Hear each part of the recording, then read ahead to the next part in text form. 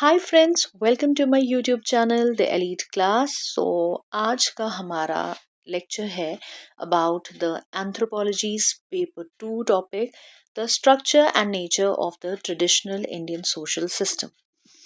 Let's get started. So सबसे पहले हमें ये पता होना चाहिए कि एक सोशल स्ट्रक्चर होता क्या है। सोशल स्ट्रक्चर का मतलब होता है सोशल रिलेशनशिप्स का एक नेटवर्क। अब वो रिलेशनशिप बनाता कौन है? जो इंडिविजुअल्स उस सोसाइटी को फॉर्म करते हैं।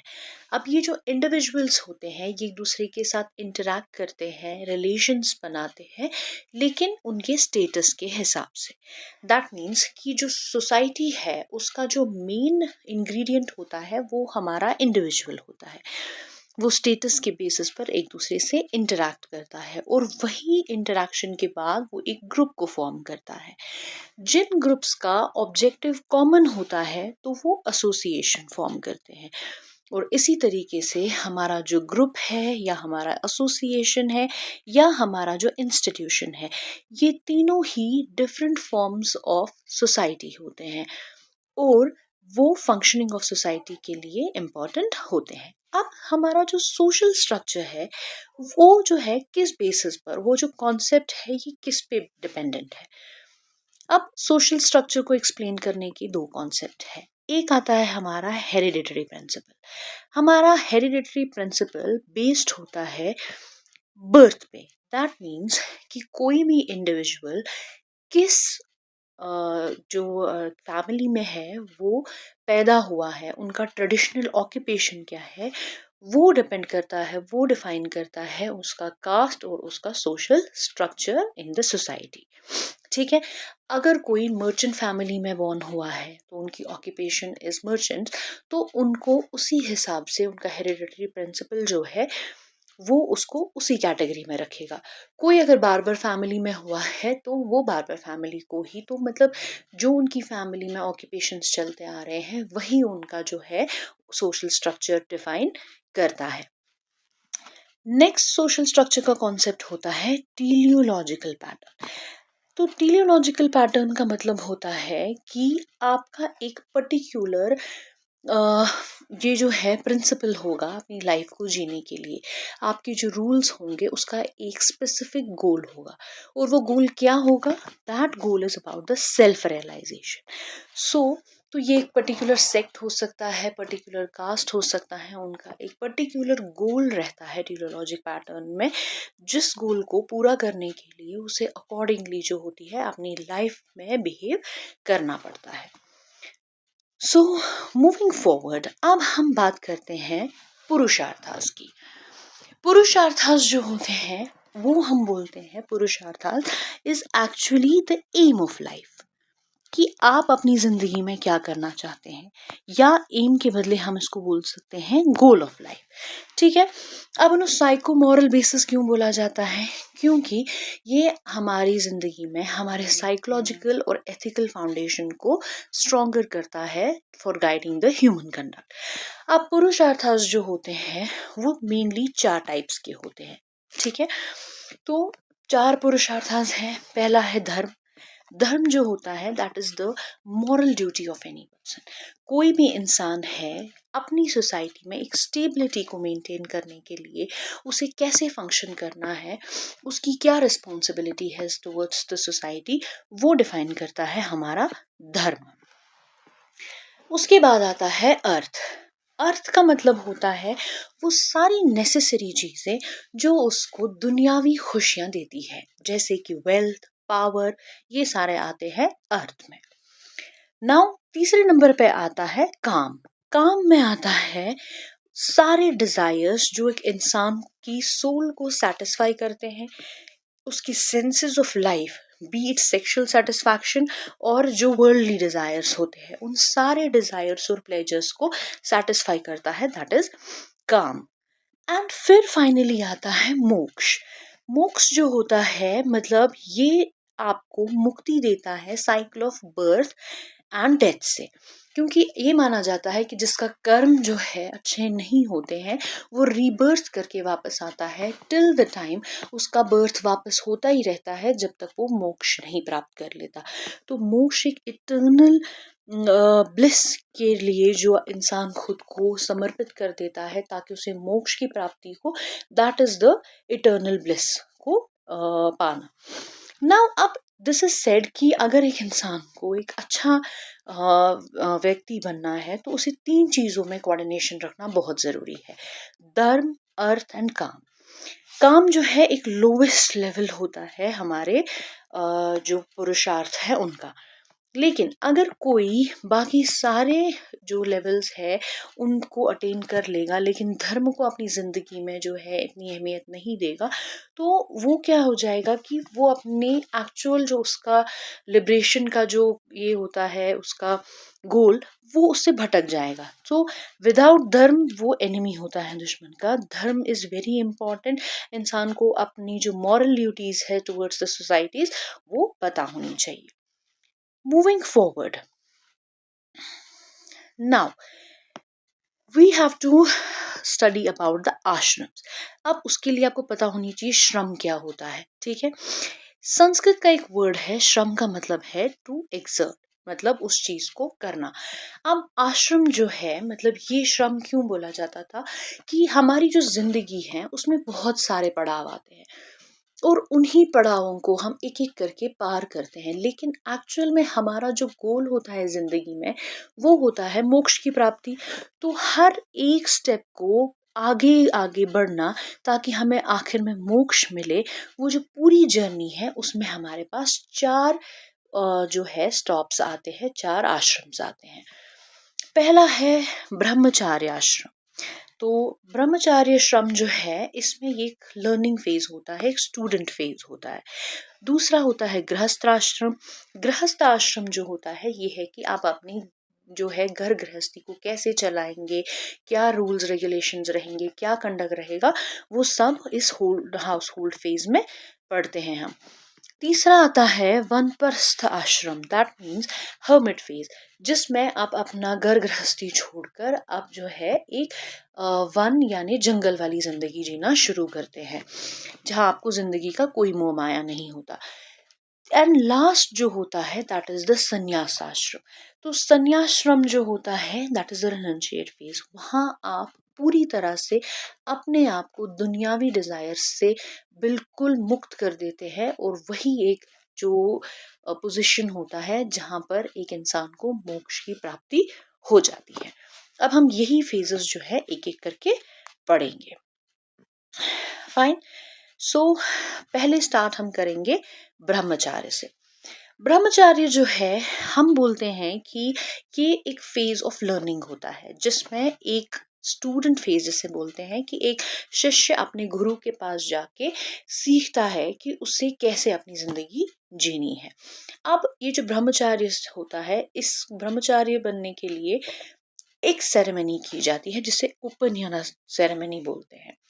उपनयन सैक्रमेंट का मतलब होता है कि एक इंसान का, एक बच्चे का दूसरा जन्म होना। बिफोर उपनयना सेरेमनी वो बच्चा जो होता है उसे नेचर बॉर्न बोला जाता है, बट जब ये सेरेमनी हो जाती है तो उसी बच्चे को हम द्विजा बोलते हैं। द्विजा का मतलब होता है ट्वाइस बॉर्न। अब इसमें क्या है, इस उपनयना सेरेमनी में बच्चा जो होता है नाउ ही इज एलिजिबल कि उसे सिखाया जाता है तुम्हें बिल्कुल सिंपल लिविंग जीनी है, तुम्हें जो है अपने मे बी तुम किसी अपर पोजीशन या अपर स्टेटस वाली फैमिली को बिलोंग करते हो, स्टिल उससे कोई फर्क नहीं पड़ता। जितने भी बच्चे उस आश्रम में आए हैं ब्रह्मचार्य बनने के लिए, तो उनके लिए रूल सेम रहते हैं। वहाँ पर हर एक बच्चा सेम है होता है। उन्हें जो होता है ये लेसन दिया जाता है, ट्रेन किया जाता है कि उन्हें कैसे सिंपल लाइफ जीनी है और उन्हें जो है अपने गुरुओं के लिए कैसे बेग करके लाना है, जो भी वो ला सकते हैं। उनका स्टेटस वहाँ पर कोई मायने नहीं रखता। जो ड्रेसेस उनको दी जाती हैं, हर स्टेटस के बच्चे को अलग अलग ड्रेस होती है। जितना जिस स्टूडेंट का स्टेटस ऊंचा होता है उतना ही सादा उसका पोशाक होती है। अब उनकी कुछ ड्यूटीज होती है वहाँ पे। जो उनको ध्यान में रखनी पड़ती है हर एक स्टूडेंट को। सबसे पहले they have to control their tongue, their arm and the stomach. Second, उन्हें सिर्फ वहाँ वेदास की स्टडी नहीं कराई जाती है, उनके गुरु उन्हें बाकी के साइंसेस की नॉलेज भी देते हैं। उन्हें वहाँ पर सिखाया जाता है ओबीडियंस टुवर्ड्स देयर गुरु, और गुरुओं का सबसे बड़ा इम्तिहान होता है कि उनके शिष्य पर उनका मॉरल इन्फ्लुएंस क्या पड़ रहा है। और इस दौरान जो है कोई भी टीचर अपने बच्चे से कोई फी जो है वो चार्ज नहीं करता। और एक बार एक स्टूडेंट की ट्रेनिंग कंप्लीट हो गई तो वो अपने नेक्स्ट आश्रम यानी कि गृहस्था आश्रम की तरफ आगे बढ़ सकता है ताकि वो अपनी गृहस्थी स्टार्ट कर सके। मूविंग फॉरवर्ड, अब आता है हमारा नेक्स्ट स्टेप, दैट इज गृहस्थाश्रम, कि अब वो सोसाइटी में एंटर करने जा रहा है। उसने सारी चीजें सीख ली है, कंडक्ट्स, मॉरल रूल्स, ड्यूटीज सब सीख लिया। गृहस्थ आश्रम की जो बेस होती है, नींव होती है, वो है शादी। वो शादी करता है और अपनी जो फैमिली का जो लीनिएज है उसको आगे बढ़ाता है। गृहस्थ आश्रम की एक बेसिक चीज ये होती है कि जहाँ पर वो अपनी गृहस्थी को शुरू करता है, वो ना सिर्फ जो इस वक्त की पीढ़ी है उनका घर होता है, बल्कि वो उनके पूर्वजों का और आने वाले जो उनकी अगली नस्ल है उनका भी घर होता है। ये संसारिक बेसिक फील्ड ऑफ एक्शन होता है जहां पर कोई भी इंसान अपनी गृहस्थी को जो है एक्शन में ले आता है। ठीक है, तो उसे हर एक रूल्स एंड रेगुलेशंस को फॉलो करना पड़ता है, डोमेस्टिक एक्टिविटीज में पार्ट लेना पड़ता है, हर एक ड्यूटी जो उसकी है वो निभानी पड़ती है, और जो 5 ग्रेट सैक्रिफाइसेस होते हैं वो भी उसे निभाने पड़ते हैं। अब वो 5 ग्रेट सैक्रिफाइसेस क्या होते हैं, जिन्हें हम महायज्ञ भी बोलते हैं। सबसे पहला होता है ब्रह्म यज्ञ। दैट मीन्स कि वो जो भी डेट है उसका towards the guides of nature. अब वो उसको रिपे कैसे करता है, वो क्या करते हैं, वो घी और अनकुक्ड ग्रेन जो है वो आग में डालते हैं इनटू द फायर, और उसकी वजह से उनका वो डेट जो है वो उतर जाता है। उनका सेकंड सैक्रिफाइस होता है पितृयज्ञ। मतलब उनका जो भी डेट होता है towards their parents, towards their ancestors, और वो उसको रिपे कैसे करते हैं, offering cakes and water to the family lineage. ठीक है, उस तरीके से वो उसको निभा देते हैं। तीसरा होता है देव यज्ञ। उनका debt owing towards the god, तो वो फायर ऑफरिंग्स के थ्रू वो पे ऑफ करते हैं। तीसरा आता है, sorry, fourth one is the Buddha yajna. That means उनका जो डेट है बाकी सारे बींग्स के लिए, B it animals, B it plants, B it birds, उनकी तरह, तो उसको वो रिपे करने के लिए क्या करते हैं, वो उनके लिए खाना छोड़ देते हैं ग्राउंड पे, ताकि एनिमल्स, बर्ड्स वगैरह आके वो जो है खाना ग्रहण करे, और इस तरीके से उनका वो जो सैक्रिफाइस होता है वो हो जाए। लास्ट होता है मनुष्य यज्ञ। दैट मीन्स जो वो ह्यूमैनिटी को ओप करते हैं, उसके लिए जो लोग होते हैं, उनके जो गेस्ट उनको आते हैं वो उनको अच्छे से फीड करते हैं, उनको अच्छे से ट्रीट करते हैं, या जो गरीब लोग होते हैं उनको जो है फूड देते हैं, शेल्टर देते हैं, और डिस्ट्रेस को कंफर्ट करते हैं। तो इस तरीके से उनका ये वाला डेट भी जो होता है वो चुका देते हैं। नाउ मूविंग टूवर्ड्स द वानप्रस्थ। वानप्रस्थ होता है, ये वो फेज होता है जहां पर एक इंसान अपना गृहस्थ फेज कंप्लीट करके एंटर होता है। इसमें उसे अपनी गृहस्थी छोड़कर, दैट मीन्स ना सिर्फ अपना घर, ना अपनी फैमिली, बल्कि अपना पूरा विलेज छोड़ के उसे एक फॉरेस्ट लाइफ में आना पड़ता है। वहाँ पर उसे अपने जो वर्ल्डली डिज़ायर्स, जो कंफर्ट्स थे वो छोड़ के आना पड़ता है, और उसका खाना सादा वेजिटेबल्स और फ्रूट्स होते हैं जो कि वन में अवेलेबल होते हैं। वो अपने पोशाकों को बहुत सिंपल रखना चाहिए, दैट मीन्स उसे डेयर स्किन या बार के कपड़े पहनने होते हैं, and he has to take a life जहाँ पर वो फ्लोर पे सोना शुरू करते हैं। और उसके जो ये 5 यज्ञ हमने पढ़े, महायज्ञ, ये उसे कंप्लीट करने पड़ते हैं, ये उसमें उसे निभाने पड़ते हैं। तो ऐसी, मतलब ये हम कह सकते हैं कि जो गृहस्थी वाली लाइफ थी उससे उसको बिल्कुल विपरीत जाके एक सादी जिंदगी जीनी होती है। फिर आता है हमारा लास्ट का जो श्रम होता है, दैट इज द संन्यास श्रम। उसमें क्या होता है कि अब इसको पहले अटैच हम लोग इसमें एंटर कैसे हो सकते हैं?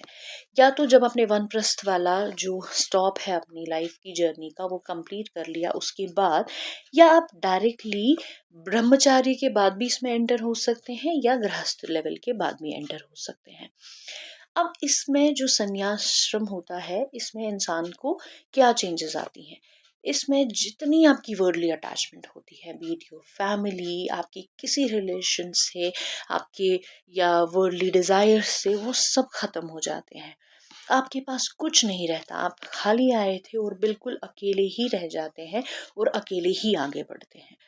और उसकी वजह से क्या होता है, जब आपको दुनिया से कोई लेना देना नहीं रहता, आपके सारे जो दुख होते हैं, सारे जो गुनाह होते हैं वो धुल जाते हैं और आपको मोक्ष की प्राप्ति होती है। तो ये संन्याश्रम के बाद ही जो है, संन्याश्रम लेने के बाद एक इंसान को मोक्ष की प्राप्ति होती है। मूविंग फॉरवर्ड, अब हम बात करते हैं ऋण की। मतलब जब इंसान संन्याश्रम में एंटर होने वाला होता है तो उसकी उस संन्याश्रम यानी कि अपने लास्ट श्रम में एंटर होने से पहले एक इंडिविजुअल हर तरह से ये सेटिस्फाई होना चाहिए कि उसकी जितनी ऑब्लिगेशंस अभी तक सोशल ऑब्लिगेशंस थी वो पूरी तरह से कंप्लीट कर चुका है, तब जाके वो अपने संन्याश्रम में आगे बढ़ सकता है। अब ऐसे 4 इम्पॉर्टेंट रनास होते हैं। पहला होता है देव रना, वट एवर ही ओज टू द गॉड। वो कैसे उसको रिपे करता है? वो वेद्स का रिसाइटेशन करता है, सैक्रिफाइसेस परफॉर्म करता है और यज्ञस करता है। सेकंड होता है rishi rina, that means whatever he owes towards his teachers. वो उनको कैसे रिपे कर पाता है? गुरु दक्षिणा देके, जो वेद उन्होंने उन्हें पढ़ाए हैं वो पढ़ के, और जो भी उन्हें कोड ऑफ कंडक्ट में सिखाया गया है उन सारे कोड ऑफ कंडक्ट्स को ओबे करके। तीसरा ऋण होता है पितृ ऋण, that means whatever they owe their existence in everything either to their parents और टू देयर एंसेस्टर्स। तो वो कैसे रीपे करेंगे? अपनी संतान जो है, संतान दे के उन्हें, और उन्हीं संतानों को अच्छी परवरिश देके, ताकि वो सोसाइटी के लिए कल को अच्छे सिटीजन साबित हो। लास्ट वाला होता है अतिथि ऋण, दैट मीन्स अपने गेस्ट को जो वो करते हैं। हम ये देखते हैं कि गेस्ट को जो है देव माना जाता है, दैट इज अतिथि देव। तो अतिथि को देव की जगह देने के लिए आपको वो ऋण भी जो है वो अदा करना पड़ता है। और वो कैसे अदा किया जाता है? अपने जो गेस्ट्स होते हैं उनके साथ अच्छा कंडक्ट रख के, उनको अच्छी सर्विसेज दे के, तो जिससे वो खुश हो जाए। और आप ये मानते हैं कि अगर आपका अतिथि आपसे खुश है तो आपका जो गॉड है वो भी आपसे खुश है। मूविंग फॉरवर्ड, अब हम चलते हैं वर्ण और कास्ट सिस्टम पे। सो इट इज सेड कि वर्ण एक आइडियल कॉन्सेप्ट है, लेकिन कास्ट सिस्टम, जाति जो है वो एक रियल कॉन्सेप्ट है। ठीक है, that is a real concept. अब वर्ण जो है ये एक 4-फोल्ड स्कीम है, ये ब्रॉड 4 कैटेगरीज में डिवाइडेड है, और ये जो इसका मॉडल है वर्ण सिस्टम का वो हमें ऋग्वेद से मिला है। ठीक है, उसके कंपैरिजन में अगर हम देखें, जो हमारे पास कास्ट सिस्टम है ये एक हेरिडिटरी कॉन्सेप्ट है, एक एंडोगेमस ग्रुप में प्रमोट किया जाता है। दैट मीन्स कोई कास्ट है, अगर उन्हें कोई भी फीडिंग है, उनका रिलीजियस चीज़ है, शादी है, तो वो विद इन द ग्रुप ही करते हैं, अपनी कास्ट से बाहर नहीं करते हैं। ये एक फंक्शनिंग यूनिट है आजकल की सोसाइटी का। कास्ट जो होता है ये एक लोकलाइज्ड कॉन्सेप्ट होता है। फॉर इंस्टेंस किसी जगह पे ये कास्ट जो है इसका एक पर्टिकुलर ऑरा है, लेकिन दूसरी जगह पे यही कास्ट का कुछ डिफरेंट स्टेटस होगा। वर्ण जो है, इसलिए हम बोलते हैं कि ये एक कॉन्सेप्चुअल स्कीम है, लेकिन एक रियल सिचुएशन जो है उसे हम कास्ट कहते हैं। कास्ट कोई सब डिविजन नहीं है वर्ण का। कास्ट और वर्ण दोनों का ओरिजिन अलग अलग है। अब हम पहले पढ़ेंगे वर्ण का जो फ्रेमवर्क है। वर्ण का फ्रेमवर्क जो है दैट इज, वो हमें मेंशन किया गया है ऋग्वेद में। कास्ट के जो है 4 ब्रॉड कैटेगरीज है, सॉरी वर्ण के, दैट इज ब्राह्मण, क्षत्रिय, वैश्य एंड शूद्र। जब तक वैदिक पीरियड था तो कोई हेरारकी नहीं थी वर्ण सिस्टम में, लेकिन जो ही ब्राह्मणिकल पीरियड आया उसने जो है ये हेरारकी को जन्म दिया वर्ण सिस्टम में। तो ये उस तरीके से ये वर्ण फ्रेमवर्क जो है वो बनता चला गया। ये ऑक्यूपेशन के बेसिस पे था, बर्थ के बेसिस पे था, इसकी बेसिस जो है उसमें डिफरेंट जो है स्टोरीज हैं, ठीक है। और ये भी कहा जाता है कि जो शूद्र क्लास जो था वो मेंशन्ड ही नहीं था ऋग्वेद में, लेकिन कुछ क्लासेस के नाम लिए गए थे ऋग्वेद में, जैसे कि चंदेल्स का नाम लिया गया वहाँ, ठीक है, या हमने देखा वहाँ निषिद्स का नाम लिया गया है, तो जो कि शूद्र क्लास को मेंशन कराते थे, ठीक। अब आते हैं कि कास्ट की रियलिटी क्या है। कास्ट की रियलिटी जो है अकॉर्डिंग टू ओपलर मॉरिस, उसके हिसाब से कास्ट एक हेरिडिटरी टर्म है जो आपको अपनी विरासत में मिलती है। ये इट्स एन एंडोगेमस कॉन्सेप्ट, जहां पर जो एक ग्रुप होता है जो एक सेम कास्ट को बिलोंग करते हैं, वहां पर उनके जितने भी काम होते हैं वो सब एक साथ किए जाते हैं। एक असेंबली होती है जो इनके इंटरनल अफेयर्स को रेगुलेट करती है। तो ये एक ग्रुप होता है, एक मतलब अपना एक इनका एक जो ग्रुपिंग होता है, एक असेंबली बनाई जाती है जहाँ पे इनका हर मैटर इंटरनली इंटरनल अफेयर्स जो है वो रेगुलेट किए जाते हैं। जीएस गुरी के हिसाब से ये मतलब एक ऐसा ग्रुप है जहां पर दूसरे ग्रुप को रिस्ट्रिक्ट किया जाता है डिफरेंट चीज़ों के बेसिस पे, फीडिंग के बेसिस पर, उनकी रिलीजियस मान्यताएं क्या है, जैसे किसी को अलाउ है किसी टेंपल में जाना, बट अगर आपका कास्ट अलग है तो आप अलाउ नहीं किए जाते टेंपल में जाने के लिए। तो वैसी वैसी चीज़ें हैं। तो यहाँ पर जो भी उनकी रिस्ट्रिक्शंस होती हैं वो रिलीजियस प्रिंसिपल्स के बेसिस पर उनको रिस्ट्रिक्शंस लगाई जाती हैं ऑन दैट पर्टिकुलर थिंग। तो ये दो कॉन्सेप्ट्स यहाँ पर जो है एक साथ चलते हैं। नाउ अब ये कहा जाता है कि अगर हम आजकल का कॉन्सेप्ट देखेंगे, मॉडर्न रियलिटी क्या कहती है। मॉडर्न रियलिटी ये कहती है कि हमारा जो ट्रेडिशन है, ठीक है, तो हमारी सोसाइटी एक्चुअली जो है वो क्या है, वो एक कॉम्प्लेक्स सोसाइटी बन चुकी है, एक प्लूरलिस्टिक सोसाइटी बन चुकी है, जिसमें हर एथनिसिटी के लोग, हर लिंग्विस्ट डाइवर्सिटी के लोग, मतलब अलग अलग रेसेस के लोग जो है एक साथ रहना शुरू कर चुके हैं। तो एक कॉम्प्लेक्स सोसाइटी इस वक्त है जहाँ हम रह रहे हैं। अब ट्रेडिशन एंड मॉडर्निटी का क्या इफेक्ट है कि ट्रेडिशन और मॉडर्निटी दोनों एक साथ चल रहे हैं, दोनों एक साथ को एग्जिस्ट कर रहे हैं और एक दूसरे को अफेक्ट भी कर रहे हैं।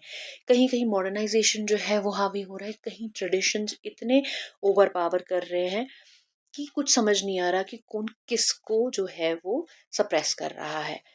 सेकंड हमारे पास racial diversity. We know that India एक सेक्युलर कंट्री है, यहाँ हम देखते हैं हर रेस के लोग रहते हैं, आर्यंस, द्रविडियंस, मंगोलियंस, हर एक।